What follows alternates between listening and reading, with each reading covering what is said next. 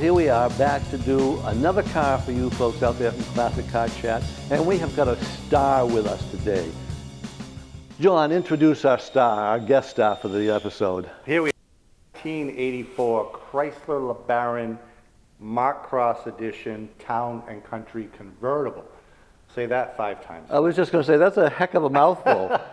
And Chrysler liked to do things like that. They put name after name after name. But the thing I like about this, the thing I like about this is it's got that Woody look to it. And it inspired me. I've got a little piece I think we'd all like to see on the history of the Woody, going from way back in the 19-teens, and maybe even, and further than that actually, up till the 1990s when this kind of faded away. Certainly did.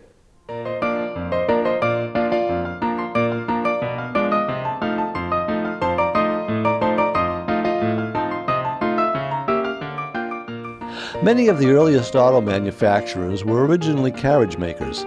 In those early days, automobiles continued to have the same wood-framed bodies they were used to making. It was an obvious choice for a new young industry, since most autos were made by craftsmen and were built one at a time. Production line manufacturing wasn't used given the low numbers of cars being sold. The technology of metal fabrication, especially for auto bodies, was in its infancy. This was particularly true for early commercial vehicles, which were essentially an engine mated to a frame with a bare-bones superstructure, if it had one at all. Around 1916, as railroads were approaching their maximum number of miles of laid track, nearing 400,000 miles, the need to transport goods and people to railroad stations became very important, and such vehicles began to be built in greater numbers and were called depot hacks, later to be called station wagons. In 1908, Ford introduced the Model T, which revolutionized personal transportation, so it was only natural that Ford became the primary source of commercial vehicles like the depot hack. At first, Ford sold just a chassis, and the buyers either built their own bodies or had a local builder create one. Even though Ford didn't supply its own truck bodies, the growing demand for the Model T in the late teens drove Ford to buy its own forest in Michigan's Upper Peninsula. Soon, Ford sawmills were cutting 375,000 board feet a day for use in their automobiles, giving it a tremendous cost and supply advantage in wood body construction. Long about this time, mainstream auto body design had started to move away from wood due to new production techniques that now allowed manufacturers to stamp large metal panels and weld them together without the need for wooden support. Yet the demand for wooden body construction remained popular, eventually becoming a mainstream passenger car body style. The first mass-produced station wagon to be offered in a car maker's catalog was the 1923 Star 4, manufactured by Star Motors of Elizabeth, New Jersey, one of several car brands created by Billy Durant, co-founder of General Motors. By 1929, Ford had followed the trend, introducing its own factory-built, wood-bodied Model A station wagon. By 1931, the company had made more than 11,000 of them. Though the station wagon was listed in Star's literature, its bodies were built by Martin Parry in York, Pennsylvania, a practice followed by many high-volume producers simply because of the complexity of the construction and the high labor demands required to build wooden bodies. Martin Parry's own advertising highlighted the growing shift of station wagons from work vehicles to lifestyle status symbols. A 1927 brochure offered 3 styles of a country club model, as in this picture, alongside a golfer and his caddy. The refined wooden body was just the thing for country club, country estate, hotel, or resort service. Guests who rode from the train station with their luggage to the country club for a round of golf found the body comfortable as a pleasure car. It was predictive of unfolding cultural changes. Despite the decreasing use of wood in body construction, cars well into the 1930s didn't have full metal roofs. Instead, a major portion of the roof was composed of hardwood, wire mesh, fabric, seals, and paint that didn't add to structural integrity and just squeaked and leaked as it moved around. All that changed in 1932 when Inland Steel of Indiana installed its first 76-inch wide rolling mill. The introduction of modern technology. For the 1935 model year, General Motors introduced the all-steel turret top, which was quieter, tighter, far stronger and ultimately faster and cheaper to build than the old wood-based design. Other automakers followed as soon as they could access the bigger stamping capability. The introduction of the all-steel body meant that wood was just about eliminated from body construction. At the same time, despite the economics of the Great Depression and the growth of the suburbs, Americans saw the rather primitive upright wooden station wagon transition into a more urbane and car-like vehicle. Wood-paneled vehicles evolved, just as Martin Parry had envisioned, into a symbol of a sophisticated, affluent lifestyle. Think lifestyles of the rich and famous. Typical was the 1935 Ford Model 48 V8 station wagon, which now featured roll-up windows instead of those semi-transparent side curtains. Designed for a great variety of tasks, the brochure proclaimed.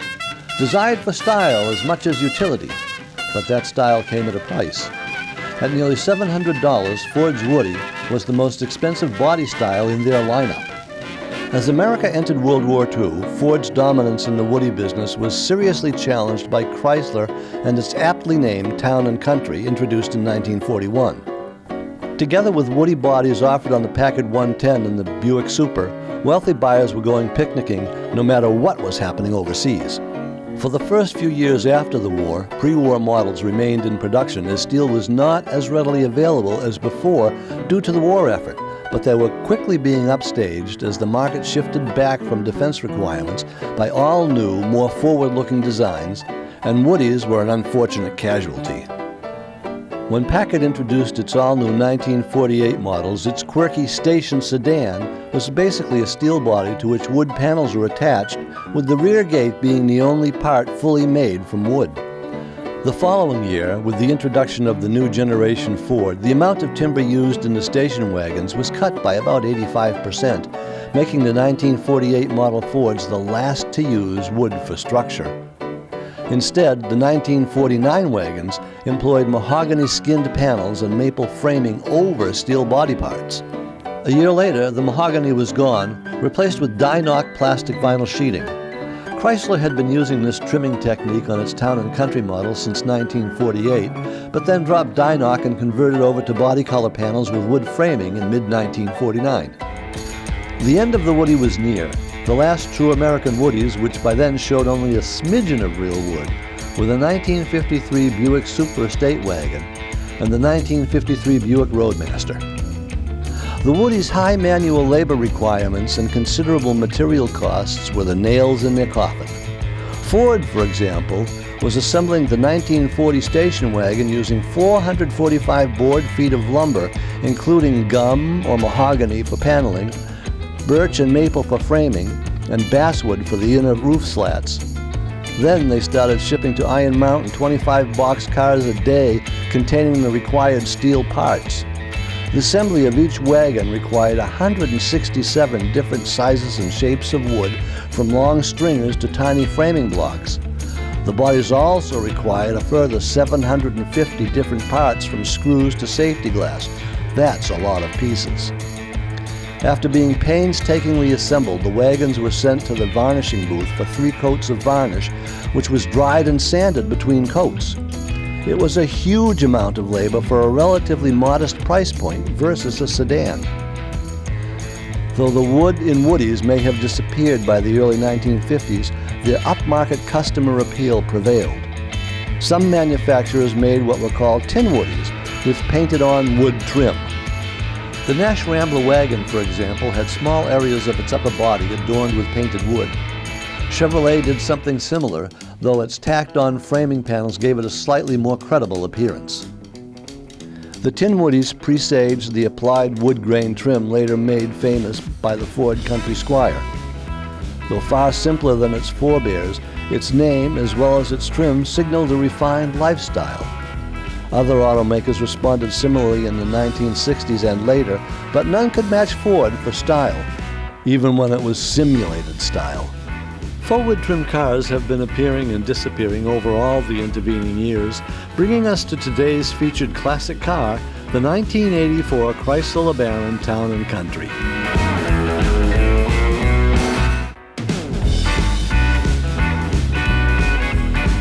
Here's a little bonus featurette for you, a Woody parade in Oceanside, California. Can you pick out the vehicle that should be the least likely to be considered a Woody?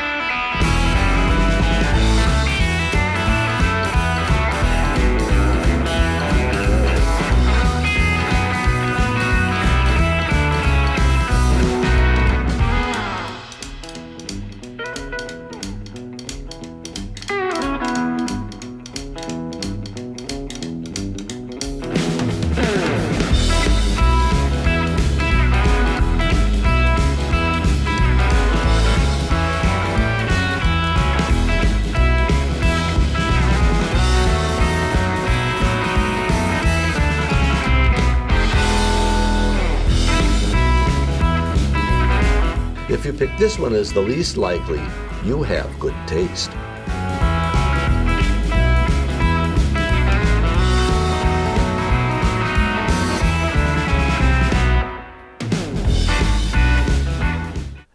Well, that was a lot of fun. I enjoyed doing that. I mean, all those great old cars and the transforming of car bodies from wood to metal and all that other stuff. And it's too bad they're not making them anymore, but who knows, they may start up again sometime because it just kind of comes and goes over the years, doesn't it? That's right, and I'm here to save the originals. Well, you have a great mission in life there, John. I do. And you know, it's just one of those things. This car has had such an impressive exposure through the media. Resume, yeah. For those of you who saw Planes, Trains, and Automobiles, this was the car that got destroyed. This particular one, we want to make that destroyed by John Candy and Steve Martin in Planes, Trains, and Automobiles. And it was just one of those things, the way they did it was just absolutely amazing. The timing was great. From John Candy flicking that cigarette butt out the window and it went into the back seat, I almost missed that happening because it happened so quickly. And then the two semis, which was another great build-up. And then when they stopped to try and collect themselves, sitting on the trunk, which went boom, when they hit something or other, if I remember. And they're sitting on that, and then you see this little flare coming from the car that's in the background. And it was just hilarious. And it didn't stop until I got stopped driving this burnt-out wreck the next day and had it towed away from them. So it's great. And there was a great bit about that that kind of follows through. I saw on the Motor Trend website a car for sale that was a replica of the car that got destroyed in that thing. It had the right hood ornament on the front end. Where the guy got that, I'll never know. Probably fabricated it. Yeah. And instead of saying Town and Country on the side and on the back lid of the trunk, it had the Farm Country, which was what you saw in the movie. It not only had that, but it also had John Candy's trunk, and it looked perfect, just like the one he was carrying around in that whole film. So, and not only that, but it also made another appearance on Seinfeld. Correct. John, More notably. yes, more notably. And it was, my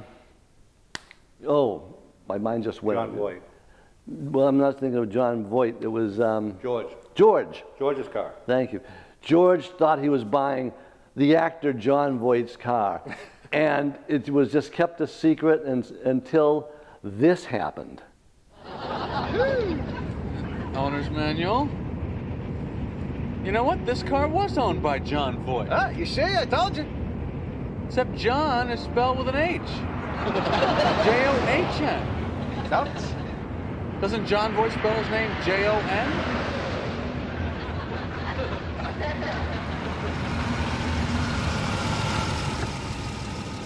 So what do you say? Nothing. I'm sure John probably misspelled his own name. I know sometimes I spell Jerry with a G. And an I. And that's not the end of it either. George was having a row with Ruthie, the cashier in Monk's. He saw her on the street and was yelling at her. She sat placidly until he took a breath, and then... Your car's on fire.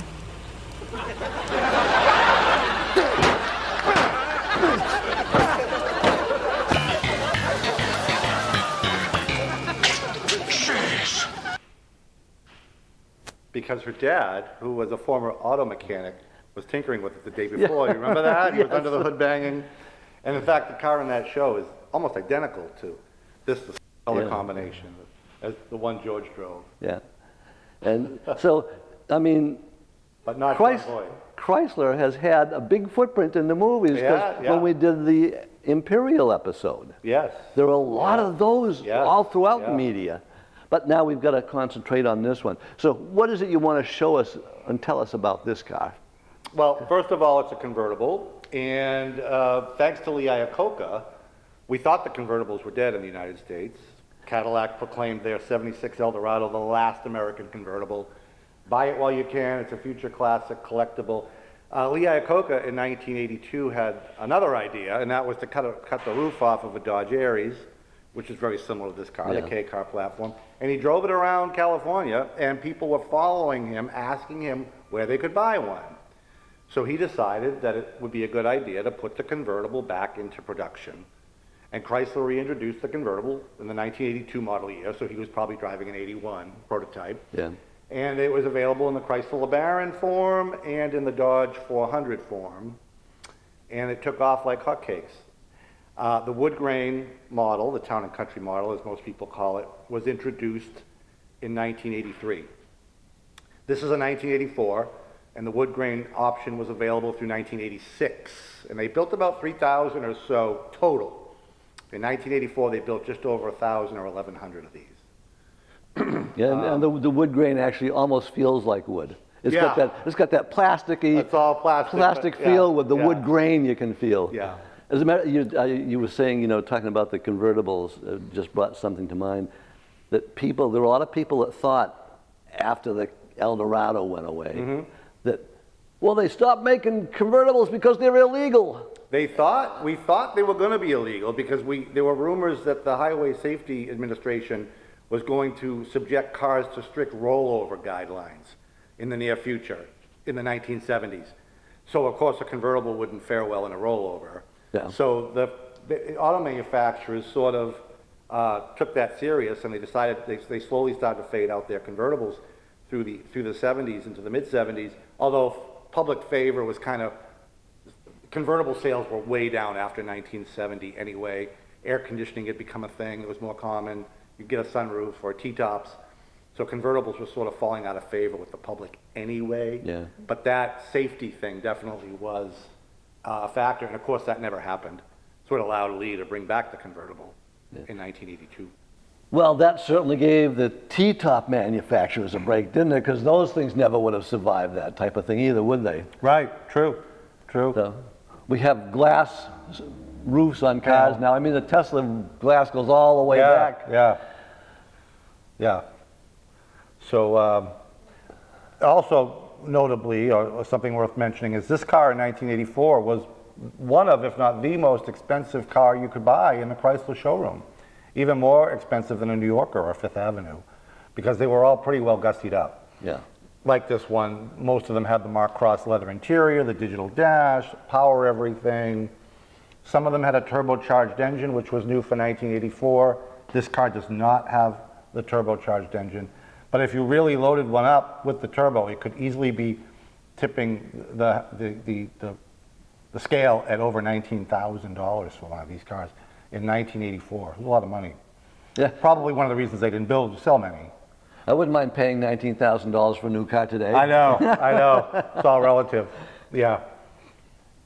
And I'm beginning to wonder, what they thought about the size of their trunk since they put a luggage rack on top of it. I think that was sort of a sporty, a little retro, a little sporty touch. In 1986, you could still buy one of these with wood grain town country package, but no luggage rack, because in 86, the third brake light became mandatory. So Chrysler had to mount a third brake light on the trunk lid in 86, which this would have blocked. So 85 was the last year you could get that sporty luggage rack. Well, hey, I don't know how functional it is, but it looks pretty good. it worked for John Candy. It worked for John Candy, you're right. I take that back. Yeah. This particular car survived well. Most of these did not. They were driven hard, became second, third, fourth, fifth-hand cars, inexpensive used cars throughout the late 80s, 90s. Most didn't survive, especially in the Rust Belt, because the undercarriages would rust on them. This car is a nice survivor. Spent most of its life in South Carolina. I purchased it from a friend of mine in Florida. So it's lived a fairly privileged life, as most did not, which makes it sort of unique today. The lifestyles of the rich and famous. Yeah, UK car. It's a love-hate thing. Some people look at it and love it. Some people look at it with complete disdain, which is probably why I like it. Yeah. But the rusting on the undercarriage, I mean, I know that from experience with a Chrysler product. Yeah. So as a matter of fact, two of them. But I mean, the leather is really quite something in here. It's such an opulent look on the interior.